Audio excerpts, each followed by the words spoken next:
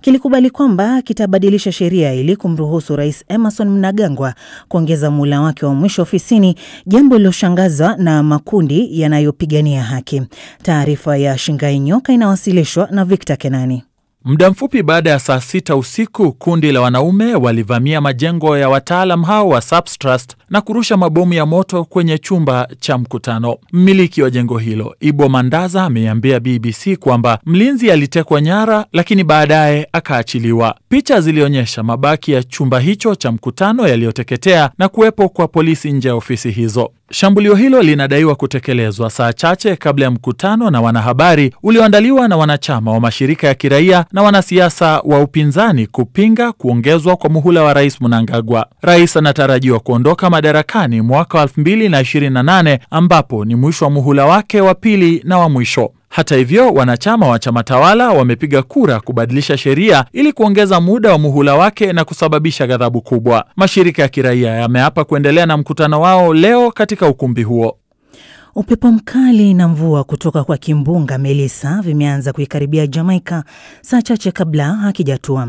Kimbunga hichi cha kitengo cha 5, dhoruba kali zaidi iliyorekodiwa katika eneo hilo, tayari kimeacha makumi ya maelfu bila umeme. Kumekuwa na maporomoko ya ardhi, miti iliyoanguka na takriban vifo 3 nchini Jamaica. Maafisa wana wasiwasi kuwa hakuna watu wa kutosha wanaofuata amri za lazima za kuhama, huku kisiwa hicho ikijiandaa kukabiliana moja kwa moja. Waziri Mkuu Andrew Holness ameonya kuwa hakuna nchi katika visiwa vya Caribbean iliyo na miundombinu ya kustahimili dhoruba hiyo. Unaendelea kusikiza idhaa Kiswahili ya BBC. Kampuni ya Amazon inasema itapunguza ajira ya watu 14,000. Kampuni hiyo kubwa ya rejareja ilisema ilikuwa ikihamisha rasilimali kwa kile ilichokiita dau zake kubwa zaidi. Kupunguzwa kwa wafanyakazi kunawakilisha takriban 4% ya wafanyakazi wa kampuni hiyo ambao ni 350,000. Mapema mwaka huu, afisa mkuu mtendaji wa kampuni hiyo Andy Jassy aliwaonya wafanyakazi wa ofisi kwamba kazi zao zinaweza kuchukuliwa na akili mnemba. Na ndege iliyokuwa imebeba watalii imeanguka nchini Kenya na kusababisha vifo vya watu wote 11 waliokuwa ndani yake. Wengi wa abiria waliokuwemo ni kutoka Hungaria, 2 walikuwa kutoka Ujerumani. Ndege hiyo nyepesi ilikuwa ikisafiri kutoka eneo la Diani ufukweni kuelekea hifadhi ya Masai Mara. Maafisa wa uchunguzi wapo katika eneo la ajali. Hii ni BBC.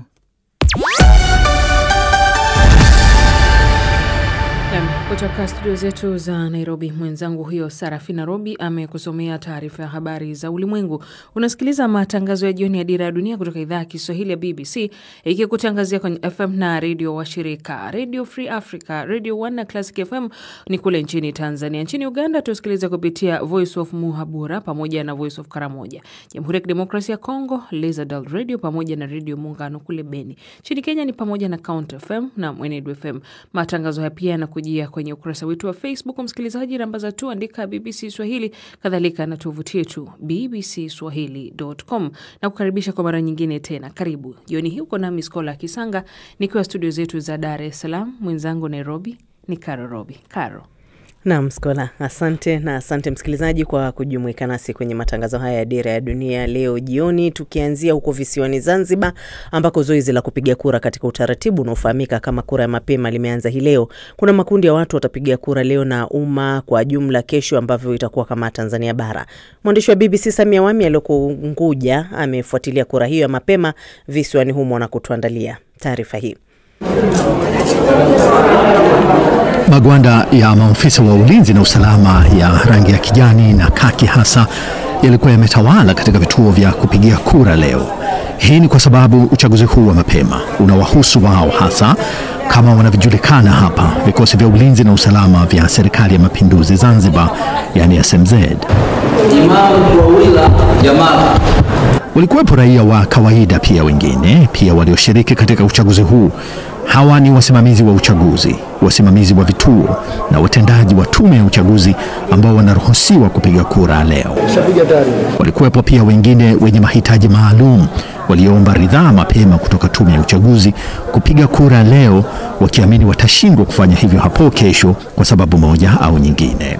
Huu ni uchaguzi wa pili kuwa na namna hii ya kura ya mapema baada ya marekebisho madogo ya sheria ya mwaka 2018 yaliyolenga kuwapatia fursa watumishi hao muhimu wa uchaguzi kutimiza haki yao kabla ya kuzongwa na majukumu yao ya siku ya uchaguzi mkuu. Wasimamizi wa ndani na mawakala wa chama tawala, Chama cha Mapinduzi, wameona mwenendo ulioridhisha wa kura hii leo. Kwa kweli ni majeshi walikuwa ni wengi, zimeenda sawa, ila ni changamoto iliyotokezea ni mvua. Kwa vile mvua walikuwa wakizongana kutokana na kupepea ulikuwa unakuja huku, lakini hamna changamoto yoyote iliyotokezea.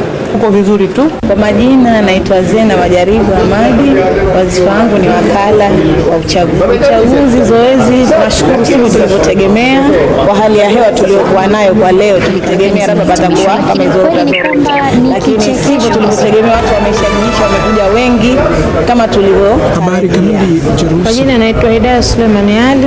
Mamlaka za Israel zinasema zoezi alhamdulillah tunashukuru limeenda vizuri, hakuna matatizo yoyote. Mambo yanaenda kama yalivyotarajiwa, ni mazuri tu. Hata hivyo, chama kikuu cha upinzani hapa ACT Wazalendo bado kimeendelea kulalamikia msingi, mantiki na mwenendo mzima wa uchaguzi huu. Hassan Juma Hassan, wakala wa ACT Wazalendo, haitokubalia vikosi vya sheria ya Uturuki kuwa sehemu ya kikosi cha kimataifa kilichopendekezwa na Marekani kusimamia makubaliano ya kusitisha vita vya Israel dhidi ya Hamas huko Gaza. Akizungumza na waandishi wa habari akiwa ziarani Hungary, maafisa wa tume ya uchaguzi hawakupatikana kujibu malalamiko hayo ya mwenendo wa uchaguzi wa leo. Uchaguzi wa kesho utakuwa mkubwa na wenye matarajio makubwa zaidi, lakini uchaguzi huu wa leo unatoa picha sasa juu ya namna uchaguzi wa kesho utakavyokwenda, si kwenye matokeo hasa, lakini juu ya uimara na uhakika wa mwenendo wa zoezi hili la uchaguzi. Samia Wame, BBC, Rais wa Ukraine Volodymyr Zelensky amesema nchi yake inahitaji usaidizi wa kifedha wa Ulaya kwa miaka 2 au 3 mingine ili kuweza kupambana na vikosi vya Urusi vilivyovamia nchi hiyo. Zelensky amesema haya huku akikiri kwamba vikosi vya Urusi vimepiga hatua mashariki mwa Ukraine katika mji wa Pokrovsk ambao wamekuwa wakijaribu kuuteka kwa zaidi ya mwaka mmoja sasa.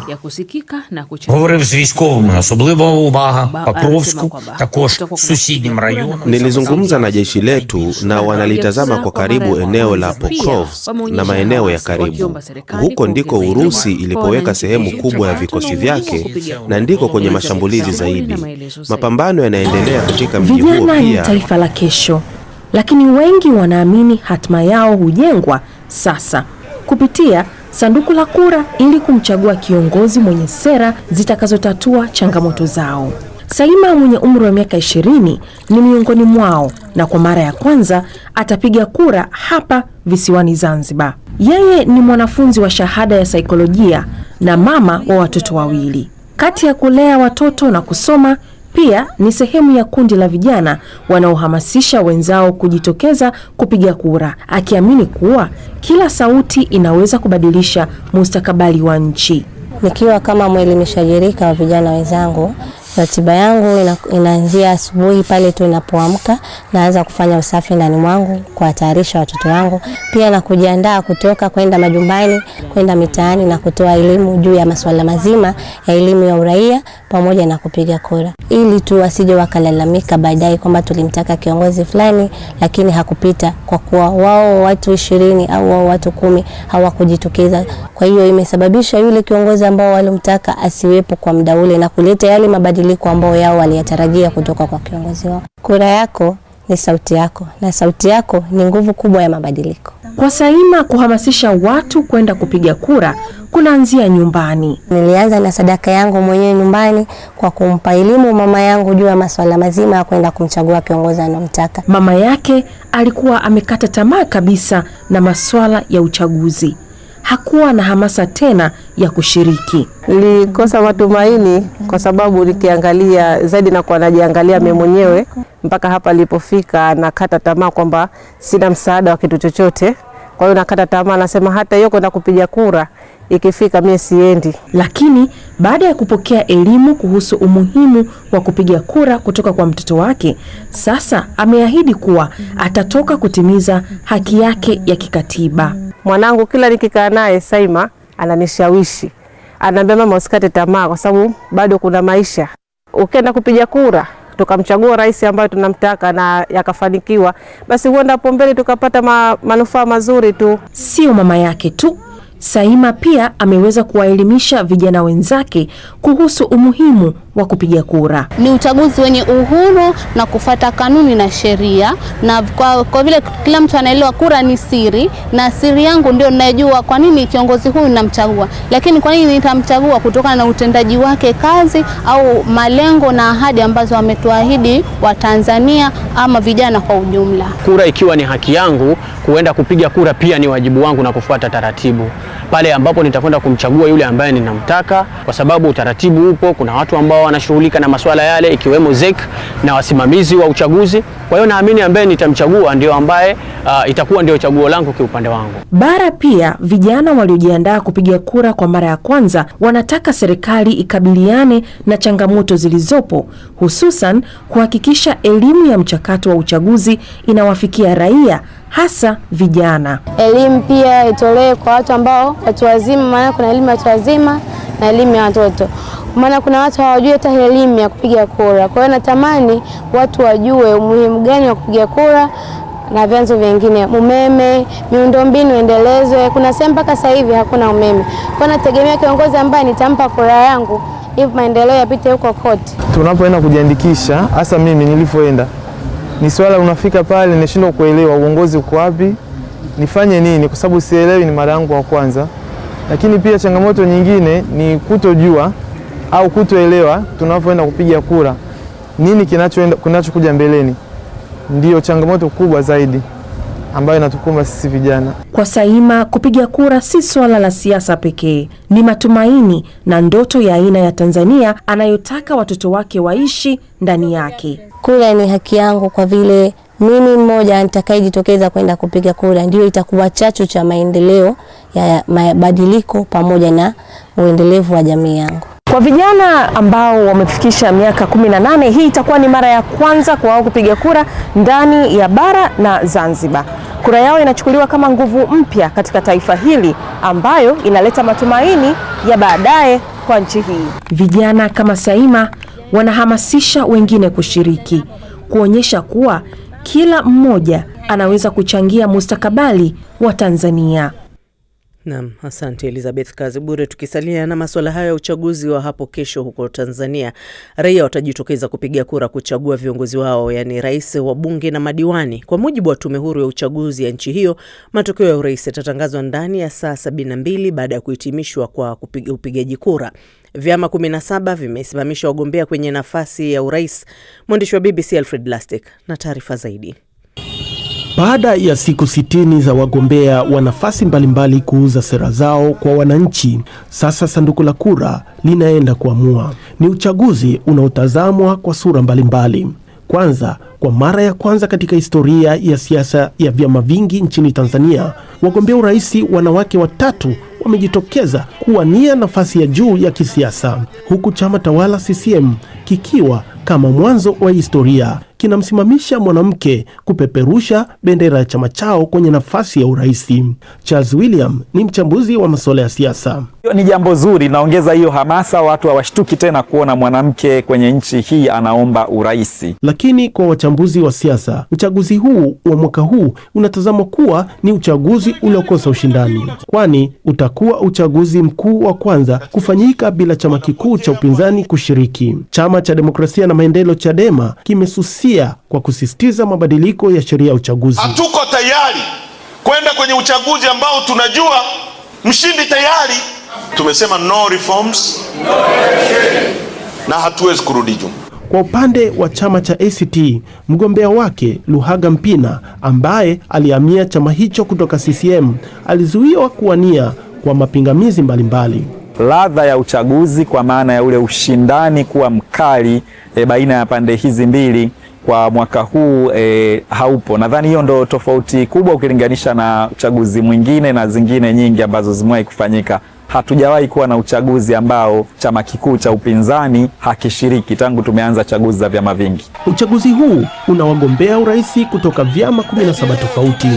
Rais atakayechaguliwa atakuwa na jukumu kubwa la kukabiliana na changamoto za kupanda kwa gharama za maisha, ukosefu wa ajira, matukio ya utekaji na kupambana na ufisadi. Joseph Malekela ni mchambuzi wa masuala ya siasa. Ni matarajio yangu viongozi watakaochaguliwa ngazi ya diwani, bunge na hata rais wana kazi kubwa sana ya kufanya katika kushughulika na changamoto za vijana, na ziko nyingi sana, ikiwemo masuala ya ukosefu wa ajira. Tunafahamu ni tatizo la dunia nzima, lakini tunachohitaji sio kuelezwa matatizo, ni ubunifu. Katika kipindi chenye changamoto na kubwa za kama vile ukosefu wa ajira, viongozi wanakuja na ubunifu gani ili kuweza kukabiliana hizo changamoto? Zaidi ya wananchi milioni 37 wamejiandikisha kupiga kura kutoka Zanzibar na Tanzania bara.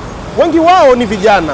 Lakini swali ni je, idadi ya wapiga kura itaongezeka au kupungua ukilinganisha na chaguzi zilizopita? Lakini wananchi wana mtazamo gani kuelekea uchaguzi utakaofanyika kesho? Kura ni haki ya kila mtu, kila mwananchi, na tunapoongelea kila mwananchi ni mwananchi ambaye amefika miaka 18 na kuendelea. Mimi kama kijana naweza nikasimama kwenda kutimiza haki yangu ya katiba ya kupiga kura. Lakini kwenye sala la mgombea ni siri yangu binafsi. Uchaguzi wa mwaka huu kwa mimi binafsi sitashiriki kwa sababu ya mifumo ya uchaguzi jinsi ilivyo, kwamba unaenda kupiga kura, unaenda kumpigia kura atangaze. Uchaguzi nitashiriki uchaguzi kwa sababu kwanza ni haki yangu ya kimsingi mimi kushiriki uchaguzi. Ni uchaguzi ambao umepoteza ladha, uchaguzi ambao hamshawishi mtu yoyote kufanya uchaguzi. Kampeni za uchaguzi zitahitimishwa leo na siku ya kupiga kura itakuwa kesho. Hata hivyo, kwenye mitandao ya kijamii zipo hamasa za kufanyika maandamano siku ya kesho, huku serikali na jeshi la polisi vikitoa onyo kali. Alfred Lastek, BBC, Dar es Salaam. Watanzania wataamua hapo kesho Oktoba 29. Mengi zaidi tutaendelea kukufahamisha, lakini nakukumbusha saa 3 usiku matangazo ya Dira ya Dunia televisheni yatangazia pia uchaguzi huu wa Tanzania. Kwingineko ni kwamba Umoja wa Afrika umesema kumekuwa na ukiukwaji mkubwa wa haki za binadamu na haki za kimataifa katika mji wa El-Fasher nchini Sudan, ambao jeshi la Sudan limekiri kwamba limeondoka kutoka mji huo baada ya wanamgambo wa RSF kulidhibiti. Leila Mohamed anaeleza kwa kina. Taarifa kutoka Umoja wa Mataifa imesema inatiwa wasiwasi mkubwa na kuongezeka kwa ghasia na uvunjifu wa sheria, ikiwemo uhalifu wa kivita na mauaji yanayolenga watu wa makabila fulani. RSF imekanusha madai hayo, lakini mashirika ya kutoa misaada inatiwa wasiwasi kuwa raia wa Sudan ambao si Waarabu wanauawa huko El-Fasher. Tangazo hilo kutoka kwa kiongozi wa kijeshi wa Sudan, Abdel Fattah al-Burhan, imekuja baada ya kundi la wapiganaji wa RSF kuchukua udhibiti wa kambi kuu ya jeshi la Sudan katika mji huo wa El-Fasher na kutangaza ushindi huko. Kujiondoa kwa jeshi kutoka kwa eneo la El-Fasher kunaacha zaidi ya watu robo milioni, nusu ya idadi hiyo ikiwa ni watoto, chini ya udhibiti ya wapiganaji wa kundi hilo la RSF. Vikundi vya misaada viliripoti matukio ya machafuko huko, ikiwa ni pamoja na mauaji, kukamatwa na mashambulizi kwenye hospitali. Katika taarifa yake, Al-Burhan alisema kuwa wanajeshi wake waliamua kuondoka kabisa katika mji huo kwa matumaini ya kuwaepusha raia na ghasia zaidi. Jeshi linaloegemea upande wa Al-Burhan linasema kwamba wameshuhudia uharibifu wa kimfumo na mauaji ya raia yanayotekelezwa na wapiganaji wa RSF. Kudhibitiwa kwa mji wa El-Fasher na kundi hilo la RSF kunaashiria mgawanyiko mwingine wa Sudan baada ya kuundwa kwa nchi ya Sudan Kusini kwa zaidi ya mwongo mmoja uliopita. Vita vya hivi punde vilianza mwezi Aprili mwaka 2023 wakati mvutano kati ya jeshi na wapiganaji wa RSF ulipolipuka katika mapigano katika mji mkuu wa Khartoum.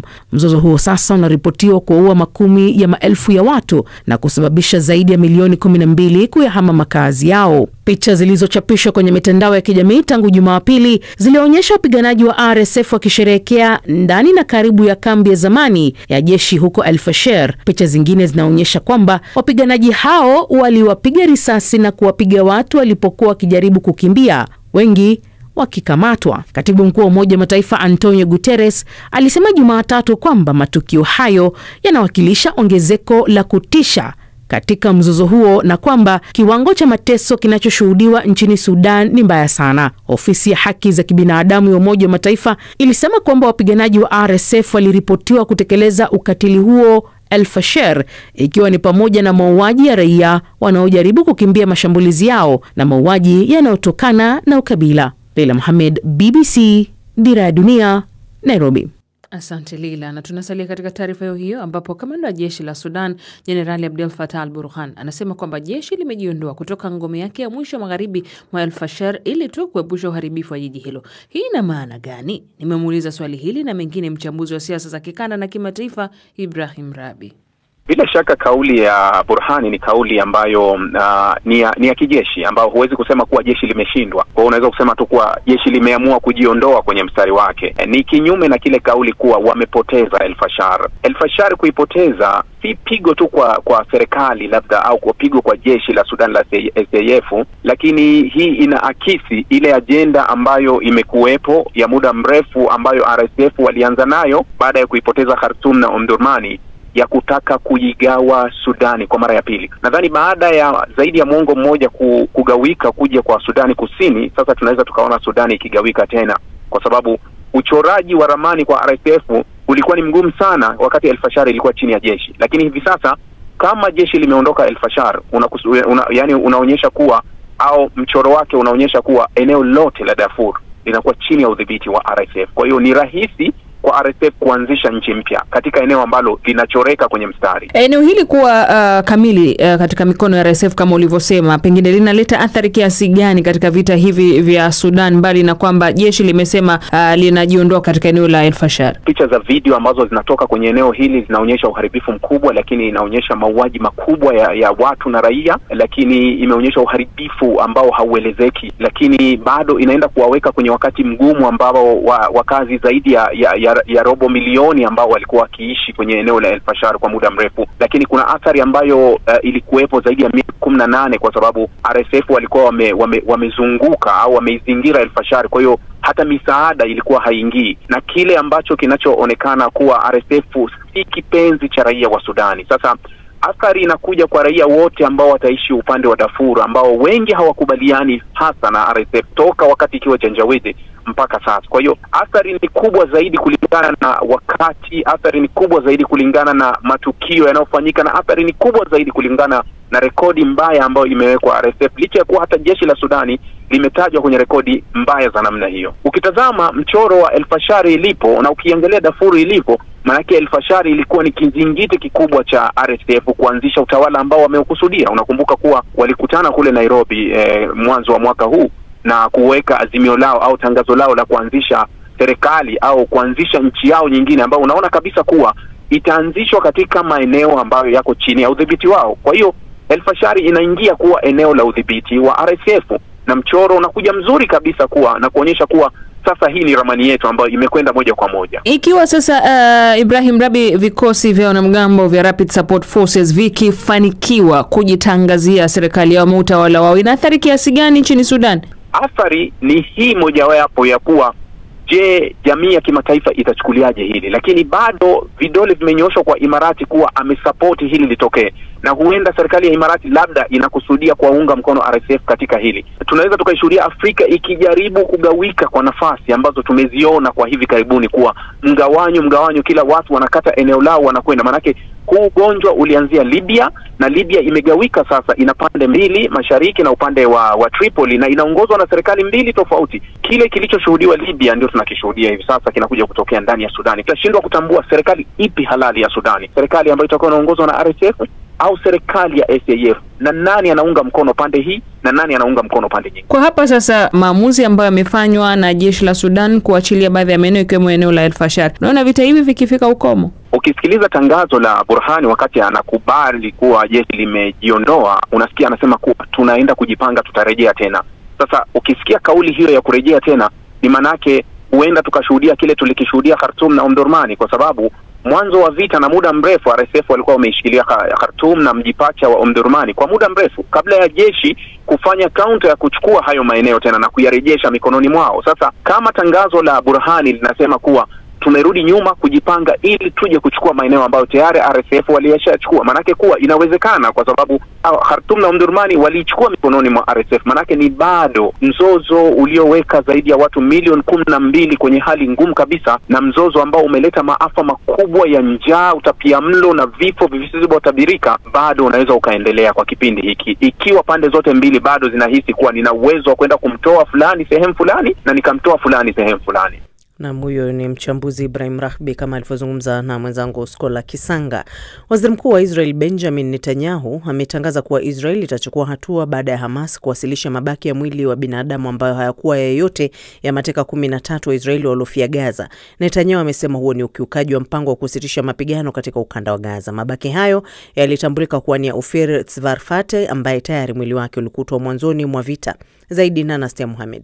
Makabidhiano hayo ya hivi karibuni yanawadia baada ya serikali ya Israel kusema kuwa imemruhusu mwanachama wa Hamas kuingia ndani ya Gaza wakati ambapo bado inadhibitiwa na jeshi la IDF ili kusaidia shirika la Msalaba Mwekundu na wafanyikazi wa Misri kutafuta mili ya mateka waliosalia. Israel inaishtumu Hamas kwa kukiuka makubaliano ya kusitisha mapigano yaliyosimamiwa na Marekani, Misri, Qatar na Uturuki kwa kushindwa kurejesha mili ya mateka wote. Kundi hilo la Kipalestina Hamas linasema limejitolea kwa makubaliano hayo, lakini linahitaji msaada kutafuta mabaki yaliyozikwa chini ya vifusi vilivyoachwa na miaka 2 ya vita. Shirika la Msalaba Mwekundu, kikosi cha ufundi cha Misri na mwanachama wa Hamas wameruhusiwa kuingia Gaza chini ya usimamizi wa karibu wa jeshi la IDF. Haya ni kwa mujibu wa msemaji wa serikali ya Israel, Shush Bedroshian. Bedroshian pia alisema wa Misri wataleta vifaa zaidi, ikiwa ni pamoja na magari maalum ya kufanya kazi hiyo. Siku ya Jumapili, msemaji huyo alisema walikuwa wakitumia vifaa vingine kutafuta miili hiyo. Mateka wote 20 wa Kiisraeli waliachiliwa mara baada ya usitishaji mapigano kuanza kutekelezwa tarehe 10 Oktoba badala ya wafungwa 250 wa Kipalestina na wafungwa